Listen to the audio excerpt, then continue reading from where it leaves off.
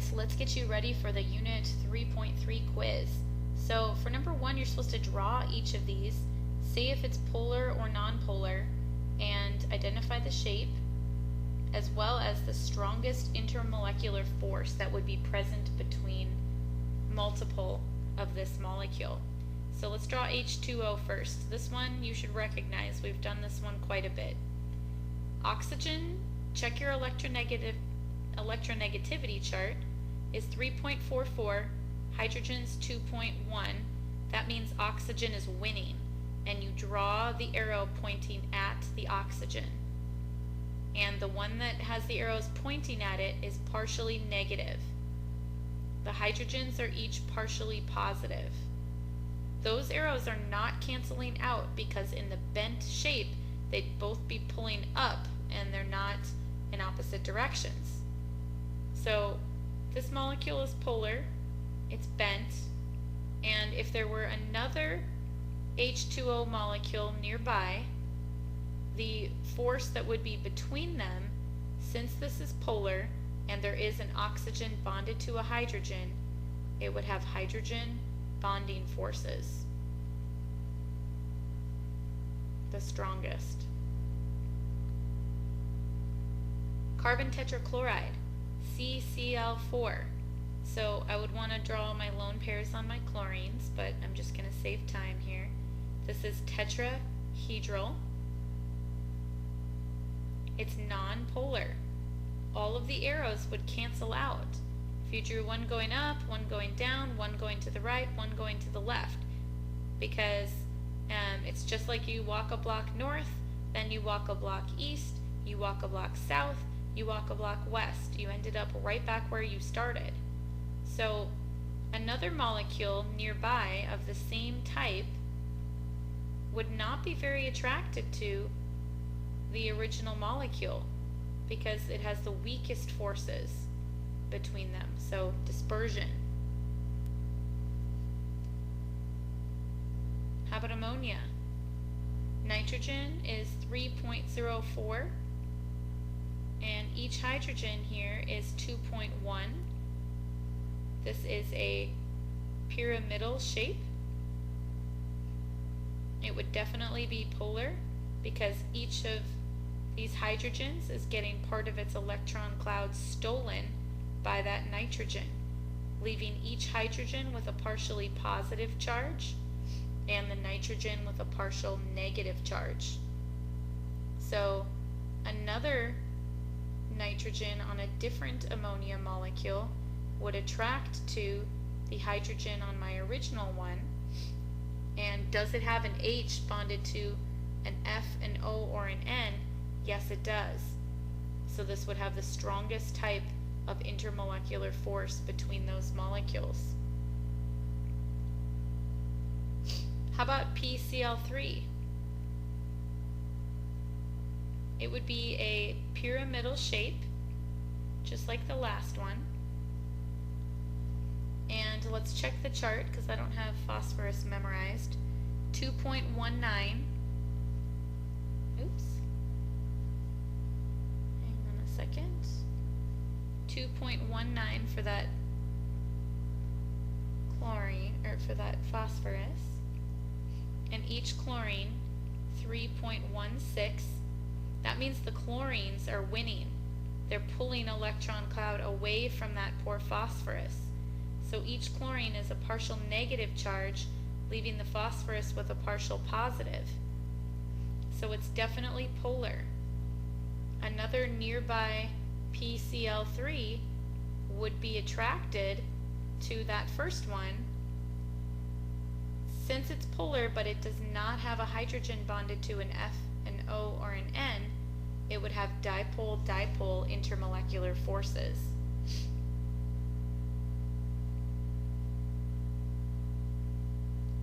How about nitrogen? Nitrogen, 3.04, but both of them has the same. So this would be linear, it would be nonpolar, and another nearby nitrogen molecule would not be very attracted since there are no partial charges, and so this would have dispersion forces between them. Ethane, C2H6. This one's got two central atoms, so each one of these has a tetrahedral shape. Tetrahedral.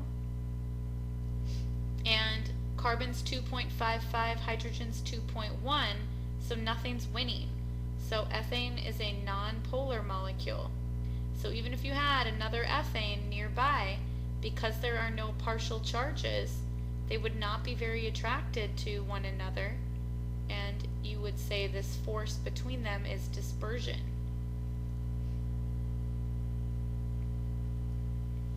Acetone, CH2O.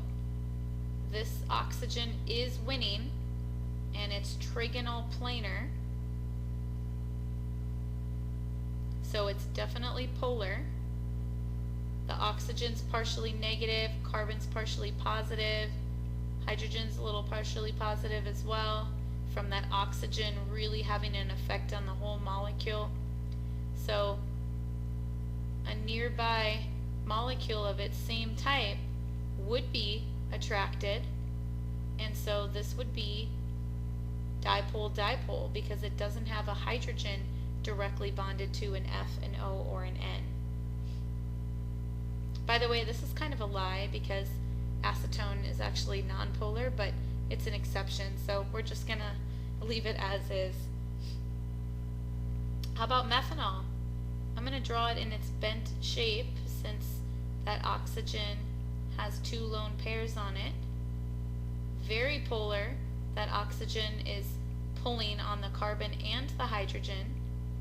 So oxygen is partially negative. Hydrogen is partially positive.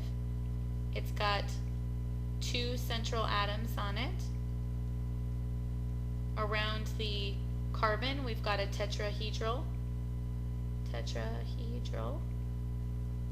And around the oxygen, we've got a bent shape.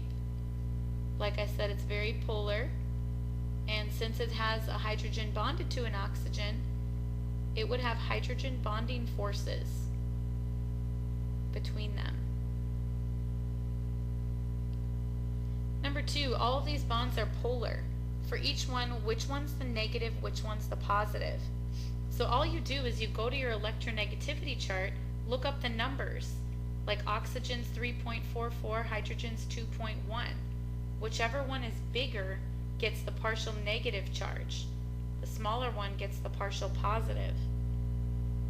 So with oxygen and fluorine though, the oxygen's partially positive because fluorine has a bigger number. Oxygen is greedier than carbon. Carbon is not as greedy as fluorine. Oxygen is greedier than phosphorus, and nitrogen is greedier than hydrogen. For each of the molecules below, which one would have a higher boiling point? Explain your reasoning. CH4 and C8H18 are both nonpolar, but, so they both have dispersion forces.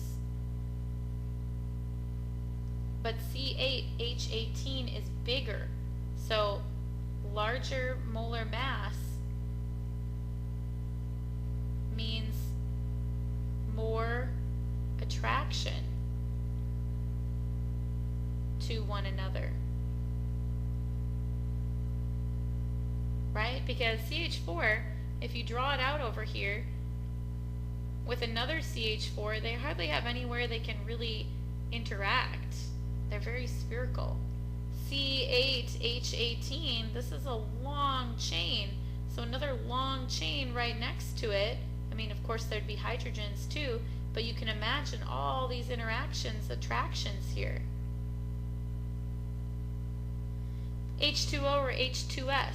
Well, they both have a bent shape because they both have lone pairs on the central atom, but oxygen is way more electronegative than sulfur. So H2O has hydrogen bonding. automatically that's a stronger intermolecular force than H2S molecules, so H2O would be harder to boil. Remember, things that love one another, like the CH18s compared to the CH4, they don't want to be broken apart. And boiling something requires you breaking them apart. HCN, even though it's a pretty slight difference between the N and the C, it's like 0.49, this one is slightly polar, and CO2 is completely nonpolar. So this one would only have dispersion forces between it and other CO2s, while this one would have dipole-dipole forces. So HCN would be harder to boil.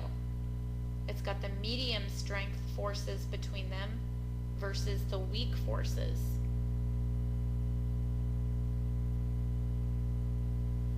This is just like number one, only some different examples here. So let's whip through these a little faster than the first part. We've got two linear shapes here. It's non-polar because nothing's winning, and so the strongest intermolecular force would be dispersion. SO2 is a crazy one. It has what's called an expanded octet. People in AP Chem in the future, pay attention. It's breaking the rules here. It does get a lone pair on the central atom, so it ends up being bent. And also the oxygens are winning over that sulfur, so it's polar. It does not have an H bonded to an F, an O, or an N, so it's the middle intermolecular forces, dipole-dipole. SH2, why do I have to put these weird ones in here? SH2, even though the difference between S and H is 0.48, since there's 2 here, let's double check that real quick on our chart, because H is 2.1 and S is 2.58. Because there's there's an S pulling on 2 hydrogens, it ends up being, let's get my pen back, it ends up being a bent shape and polar. And it would have dipole-dipole forces as well, since it doesn't have an H bonded to an F, an O, or an N. And just for the record, the S would have partial negative, those hydrogens would have partial positives. I should be better about putting in my partial charges. Alright, CH3OH. This one's got 2 shapes. Wasn't this one in the above too? Yes, it was. It's a tetrahedral around the carbon, and it's bent around the oxygen. It's extremely polar because that oxygen is pulling on that carbon and that hydrogen. And so between this and another molecule, because it has that O bonded to the H, it's got hydrogen bonding forces. I guess they just want you to get practice with some of the same ones here, because NH3 is another repeat. Oh well, good extra practice. It's pyramidal, it's polar, and it would have hydrogen bonding since it does have an H bonded to an N. CO2, I feel like we've beat to death. Linear, nonpolar. Why is it nonpolar? Because an oxygen's pulling to the right and the other oxygen's pulling to the left, equal and opposite, so they cancel out. And since it's nonpolar, automatically it's got dispersion forces between them. Same thing with N2, linear, oops, triple bond there, nonpolar, since it's a tie, dispersion forces. Here's a crazy one, NH2, S, Cl. Well, the Cl is winning over that sulfur, and the nitrogen is winning over these hydrogens and over the sulfur, so it definitely has some polar stuff going on, these partial charges. What are the shapes? Around the N we've got a pyramidal. And around the S we've got a bent shape. It does have an H bonded to an N, so it would have hydrogen bonding forces. Alright, there you go. Good luck.